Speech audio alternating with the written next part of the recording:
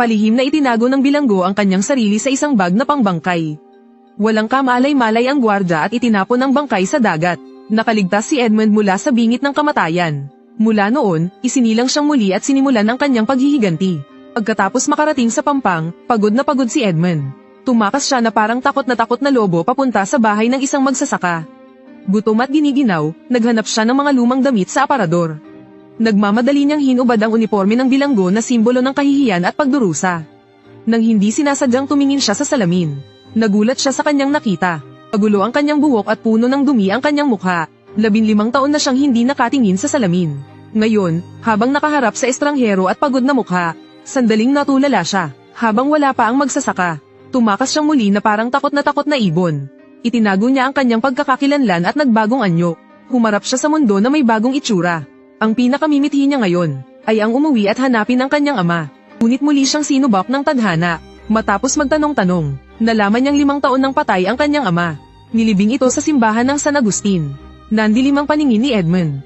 Nanghihina ang kanyang mga tuhod at halos hindi siya makatayo. Pinigilan niya ang kanyang kalungkutan at naglakad papunta sa simbahan. Nagmamadali siyang pumunta sa simbahan. Sa patnubay ng pari, nakapunta siya sa puntod ng kanyang ama. Ipinaliwanag ng pari na namatay ang kanyang ama noong 1825 dahil sa depresyon. Naluha si Edmund. Sa katabing lapida, nakaukit ang kanyang pangalan. 10 taon siyang namatay bago ang kanyang ama. Napuno ng pagtataka at galit si Edmund.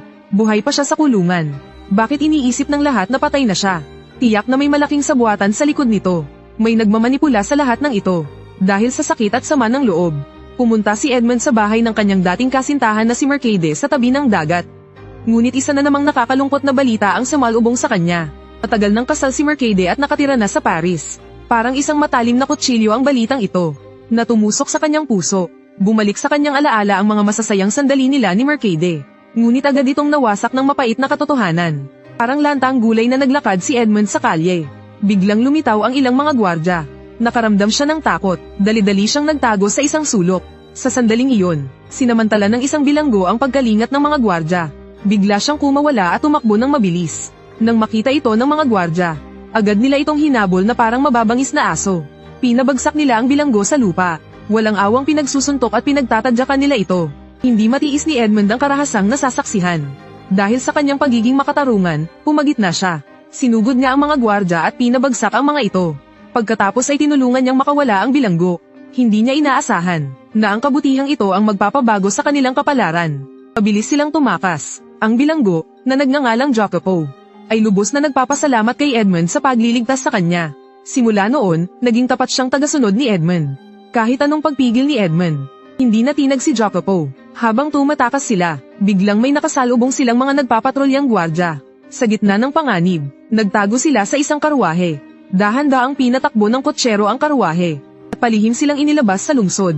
Sa kanilang pag-uusap, nalaman nila na nahuli si Jacopo habang nagpupuslit ng brandy sa dalampasigan.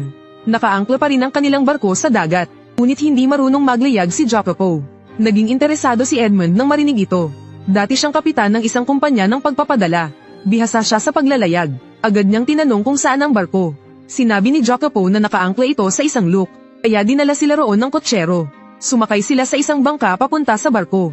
Hindi naglayag si Edmund papuntang Taramo. Sa halip, nagsinungaling siya na may paparating na bagyo, at kailangan nilang sumilong sa isla ng Monte Cristo. Sa totoo lang, may ibang plano si Edmund. Hahanapin niya ang kayamanang iniwan sa kanya ni Padre Faria. Ito ang kanyang pag-asa para baguhin ang kanyang kapalaran at maghayganti. Di nagtagal, nakarating sila sa isla ng Monte Cristo. Inutusan ni Edmund si Jacopo na magsiga ng apoy sa paanan ng bundok. Nagdahilan naman siya na manghuhuli ng kambing sa bundok. Ngunit ang totoo, palihim niyang hahanapin ang kayamanan. Sinundan niya ang mapa na iniwan ng pari. Halos nahalughog na niya ang buong bundok. Ngunit wala pa rin siyang nakitang bakas ng kayamanan. Labis siyang nalungkot. Habang siya'y nag-aalala, biglang dumating si Jacopo. Pinagmamadali niya itong umalis. Sabi niya maganda ang panahon at hindi na kailangan pang magtagal. Ayaw pang umalis ni Edmund. Nais niyang maiwan. Papayagin na lang niya sina Jacopo. Pero hindi marunong maglayag si Jacopo. Mahigpit din niyang hawak ang baril. Wala nang nagawa si Edmund kundi sumama sa kanila. Habang nasa bangka, panay ang lingon ni Edmund sa isla ng Monte Cristo. Puno ng panghihinayang ang kanyang puso. Bigla niyang napansin ang 2 halijing bato sa bundok. Hindi ba tiyon ang bato ng kuneho na nabanggit sa mapa ng kayamanan? Biglang tumibok ang kanyang puso. para hindi mahalata ni Jacopo. Pinilit niyang pigilan ang kanyang tuwa. Nagpa siya si Edmund na babalik siya. Di nagtagal, nakarating sila sa Teresina. Mainit ang pagtanggap ng pamilya ni Jacopo kay Edmund. Nagkantahan at nagsayawan sila. Masaya ang lahat, ngunit biglang bumigat ang loob ni Edmund. Habang pinagmamasdan ang masayang pagsasama-sama, naalala niya ang dati niyang buhay. Dapat ay mayroon din siyang masayang pamilya. Hindi makatulog si Edmund ng gabing iyon. Paulit-ulit niyang naririnig ang mga sinabi ng pari. Sa huli, hindi niya napigilan ang kanyang sarili. Ninakaw niya ang bangka ni Jacopo. Muli siyang nagbalik para hanapin ang kayamanan. Kinaumagahan, bumalik si Edmund sa isla ng Monte Cristo. Sinundan niya ang mapa, papunta sa ilalim ng dalawang malaking bato. Matapos ang maingat na paghahanap, nakita niya ang isang butas na natatakpan ng bato. Tuwang-tuwa si Edmund, buong lakas niyang tinanggal ang mga bato. Maingat siyang pumasok sa loob. Iba ang itsura sa loob ng kuweba.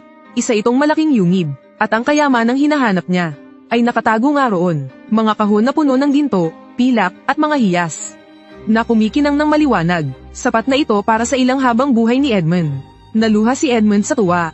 Nagpasalamat siya sa pari sa regalong ito, at tumingala sa langit. Nagpapasalamat sa Diyos na sa wakas ay binago na ang kanyang kapalaran. Alam ni Edmund na hindi madaling nakamit ang kanyang kayamanan.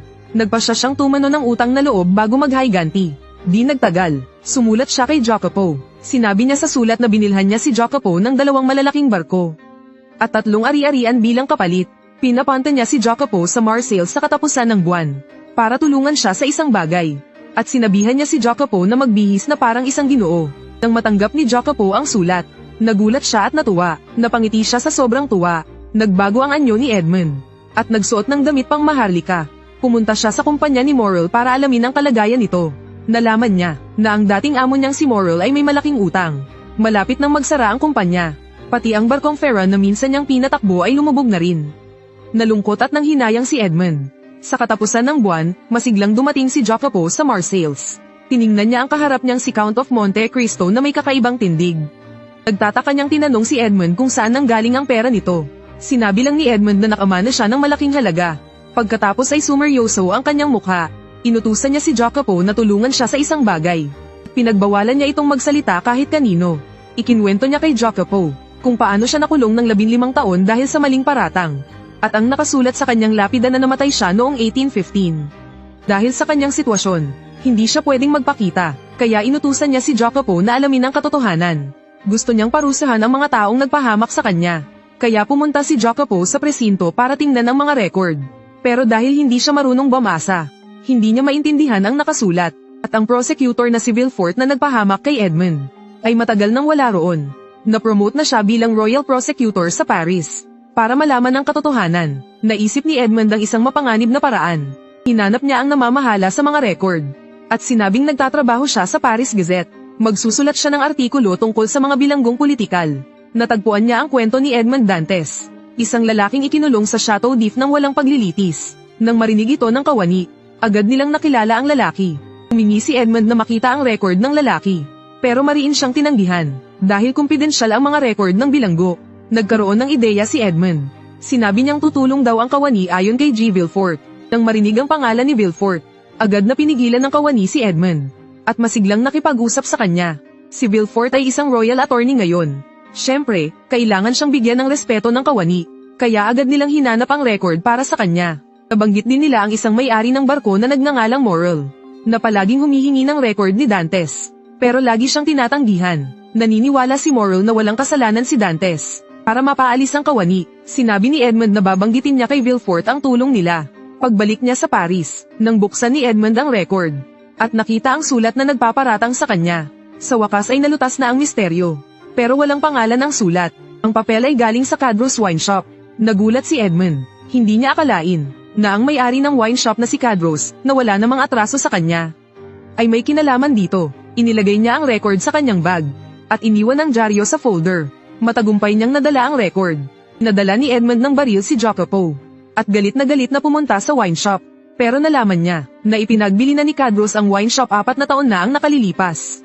Mayroon na siyang maliit na inn sa daan patungong Beaucaire.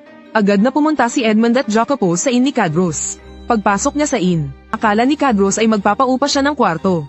Pero ibinigay agad ni Edmund ang sulat sa kanya, at tinanong kung kilala ba siya nito. Tinitigil siya ni Cadros, pero hindi niya nakilala kung sino ang lalaki. Hanggang sa sinabi ni Edmund ang kanyang pangalan. Biglang namutla si Cadros. Gusto niyang tumakas, ngunit natagpuan niya si Jacopo na nakaharang sa kanyang likuran. Nagmakaawa si Cadros. Pinakiusapan niya si Edmund na huwag siyang patayin. Tinatanong siya ni Edmund kung siya ba ang sumulat ng sulat. Sumumpa si Cadros sa langit, na hindi siya ang may gawa nito. Sa paulit-ulit na pagtatanong ni Edmund, sa wakas ay inamin ni Cadros ang katotohanan.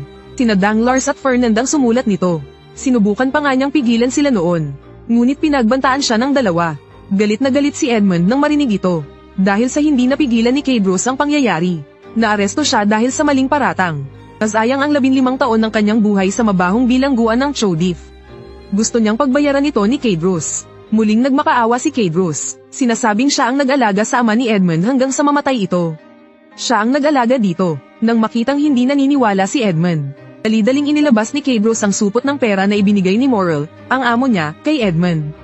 Sinabi niyang araw-araw siyang nagdadala ng pagkain sa ama ni Edmund. Madalas din daw itong dinadalaw ni Morrel. Naantig ang puso ni Edmund nang marinig ito. Ngunit hindi pa rin niya maintindihan kung bakit galit sa kanya si Danglars dahil inagaw niya ang posisyon nito bilang kapitan. Bakit naman gagawin niyon ni Fernand? Sinabi sa kanya ni Cadros na pinakasalan ni Fernand si Mercade, ang nobya ni Edmund. Doon lang naunawaan ni Edmund ang lahat. Matagal na palang may gusto si Fernand kay Mercade. Kaya niya ginawa iyon. Ipinakulong niya si Edmund sa pamamagitan ng pagsumbong. Parang kidlat na tumama kay Edmund ang balitang ito. Hindi niya matanggap ang mapait na katotohanan. Parang pinipiga ang kanyang puso. Lumabas siya ng hotel na nakaluhod. Para pakalmayan ang sarili, mas lalong nag-alab ang apoy ng paghihiganti sa kanyang puso. Sumumpa siyang pagbabayaran niya sila. Nang mahimasmasan, bumalik si Edmund sa hotel. Binigyan niya si Cadros ng pagkakataong magbayad sala. Pumayag naman si Cadros. Isang bankero na ngayon si Danglars. At maunlad ang negosyo. Pumasok naman sa politika si Fernand. At naging isang konde. Siya na ngayon si Conde de Morcerf. Inutusan ni Edmund si Cadros na magtrabaho para sa kanya. Pupunta ako sa Paris para magmanman at mangalap ng impormasyon tungkol kina Danglars at Fernand. Tina rin ang detalye tungkol kay Villefort, ang taga-Yusig. Simula ngayon, patay na si Edmond Dante.